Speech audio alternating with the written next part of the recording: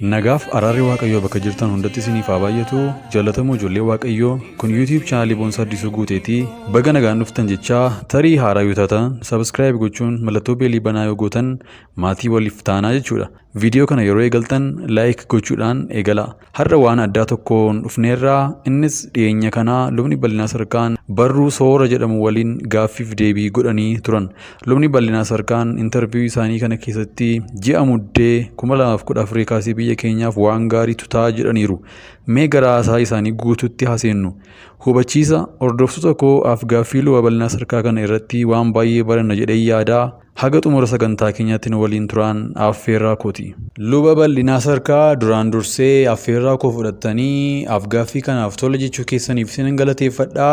Gaaffii koo jalqabaa seenaa jireenya keessanii gabaabaatti akkanaaf himtaniin isin gaafadha. Luba bal'inaa sarkaan jedhama. Bara 1933 akka lakkoofsa Habashaatti godina lixa Wallaggaa aanaa Boojjii Dirmajjii ganda Ammumaa Hennaa bakka aadaa Hagaloo jedhamtee beekamtutti dhaladhe. Ijoollummaa kootti sa'aa tiksaan ture. Dhaladhee waggaa 10tti mana barumsaa seene.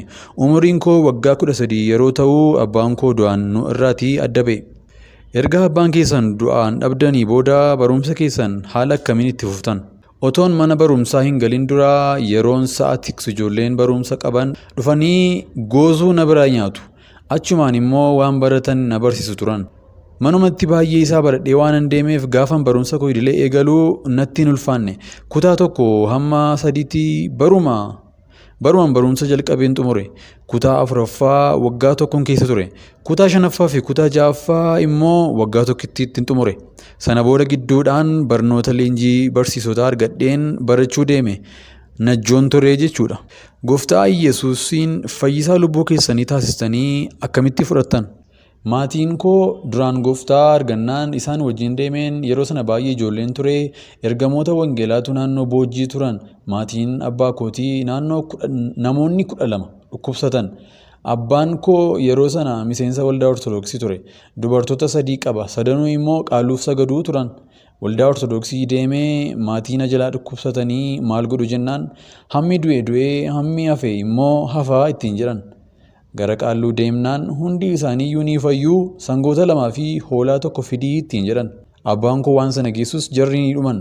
Dubartoota isaa qofatu hafe. Abbaan koos gara qaallichaa deemee rasaasatti dhukaasnaan miliqee bade. Sana booda sangoota cimdii 2 jalaa fudhatee gale. Cimdiin tokko kan isaati.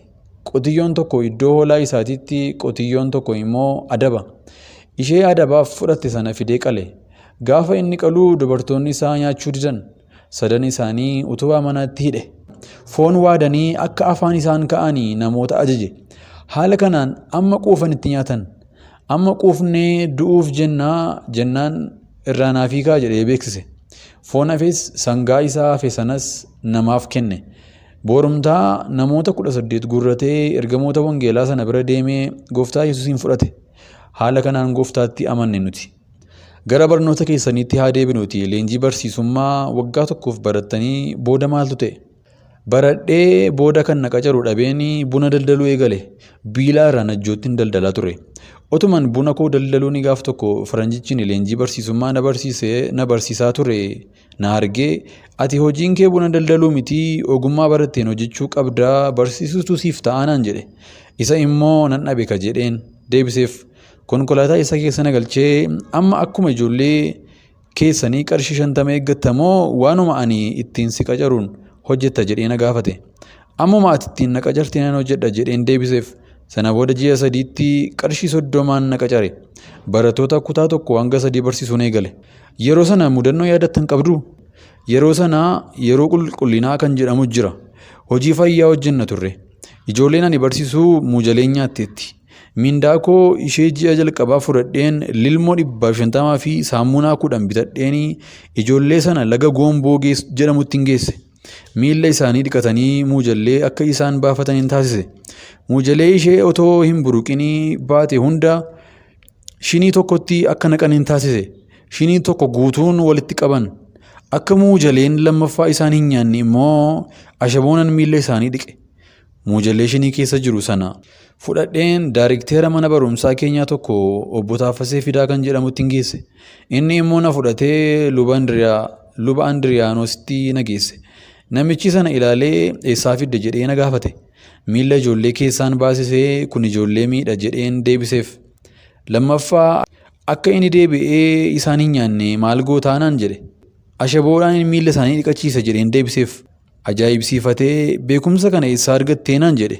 Haadha kootu natti himeen jedheen. Sana booda miindaa koo qarshii 95 naaf guddise. Warri na wajjin barsiisan garuu ni aaran.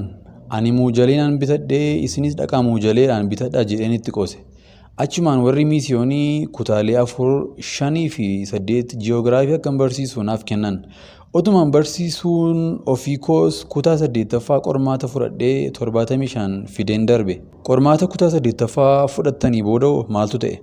Leenjii barsiisummaa waggaa 2 baradheen Najjootti deebi'een barsiisaa ta'e Aduwaatti ture kanan baradhe.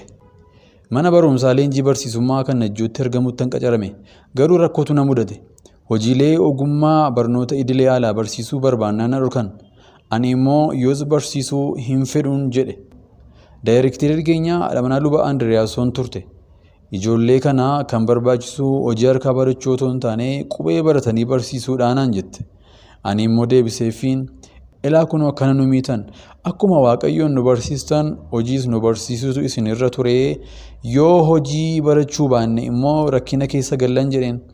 Sana irratti walii galuu dadhabnaan hojicha dhaabee manatti galeen taa'e. Ji'oota 3 taa'een booda inspeektara mana barumsaa ta'ee qacarame. Warri leenjii barsiisummaa sana irraa eebbifaman immoo achii dhufanii barsiisu turan. Ani immoo nan dhorke. Jarri hojii argachuu hin dandeenye. Waldaa kiristaanaatu hojjettoota wangeelaa taasisee qacare. Achittis hagas mara waa'ee hin baasne. Nama achii ba'ee lubate tokko qofaan beeka. Haala kanaan waggaa 2 hojjedheen hojicha gadhiise. Sana booda'oo Naqamteetti galeen aga bara 1952 aga bara 1962tti achi ture. Otoon achi jiruun barnoota seemiiraniif Finfinneetti ergame. Turtii waggoota 4 booda Naqamteetti yeroon deebi'u itti gaafatamaa kutaa tamsaasa wangeelaa ta'een ramadame. Yeroon isaa yeroo rakkisaa waan tureef otoon achi jiruu yeroo 14 hidhameera. Bara 1973tti Finfinneen seene. Turtiin keessan Finfinnee immoo akkam ture? Finfinnee akkuma dhufeen waldaa makaana Yesuus Hinxooxxoo galeen jalqaba hojii barsiisummaa galus booda garuu waldaatti na ramadan. Bara 1974 akka lakkoofsa Habashaatti luba ta'een muudame. Yeroo sana isin luba taatanii waldaa makaana Yesuus Hinxooxxoodhaa tajaajilaa turtan. Ulfinni Waaqayyoo akkaataa addaan mul'achaa ture. Sadarkaa biyyoolessaatti dadammaqiinsa hafuuraa guddaatu mul'ate. Dhukkubsattoonni fayyaa turan. Hafuuronni hamoonni namoota keessaa ba'aa turan.